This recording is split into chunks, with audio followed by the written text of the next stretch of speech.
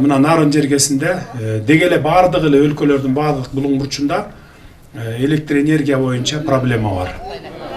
Муну мен 10 күн мурда тапшырма бергенмин. 5-6 министрликти баягы адистерди топтоп, көз карандысы адистерди да топтоп, баягы өкмөттө иштегендер балким алдап койбосун деп, башка дагы ошол мындай жеке көз карандысыз адистерди электр энергия тармагынан тапшырма бергенмин. Баягы ограниченияны алып коюп, ошол баягы 1000 киловаттка чейин дегенди алып койсок кандай болот деп. Бул маселе боюнча мына мен кечээ буяка чыгаарда кайра чогултуп сурадым, баарын тактадык. Муну азыр эмес, мен сразу айтып коеюн, азыр эмес, мына бул кышта эмес, жаздан баштап алсак болот экен. Азыр деле алсак болот эле, бирок эл деген эл, мисалы мына ограниченияны алды дегенден кийин баягы экономить этип отурган эл көмүрдү таштап салып туруп, бардыгыңар электр энергияга өтүп кетет экенсиңер. Анда уже трансформаторлор атылып, баягы эски араң иштеп аткан линиялардын баары күйөт экен. Трансформаторлор атылып кетет экен. Мына мен 10 чакта адис менен кеңештим. Ошондуктан муну эптеп ушул жаздан 30 жыл чыдадыңар, эми бир кыш чыдап койгула.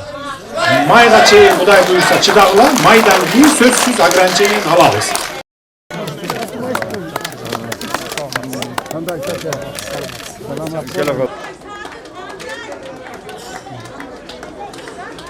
Даярдап бүтүп калышты адистер, бир 10 чакты күндөр ичинде чыгарат. Мына пандемия оорусу күчөп атат, көрүп атасыздар. Анан баарын Садыр Нуркожоевич, бүгүнкү андан өйдөкүлөр эми чыдап тургула. Мамлекеттин күчү жетсе, бириктмелерден өкүлдөрү жана шаар тургундары мекеме окончательно отуруп чечиштик муну.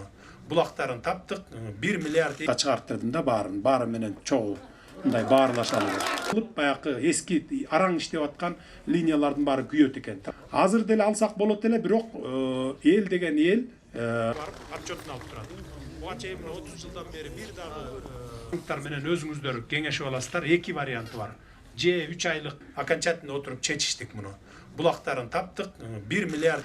Мына ушундай иштер жүрүп атат. Ал калган эми саясат боюнча өзүңүздөр билесиз. Эртең бирсү күнү барып кол коем, Кудай буйрса, бардыгы даяр. 10-январда шайланганда кайра барып сүзөсүз. Андан кийинкиси Сейил булак. Мен аларды өзүм 100 көргөн балдардагы барамын. Аны такыр эле бизде азыр эле светке карызып. Кыска нуска, мына жаштар, эжелер, майыптар жетип. Бизде 6000 эл калкыбыз бар, 8 айылдан турабыз. Ушул Алгачкы Кыргыз Республикасынын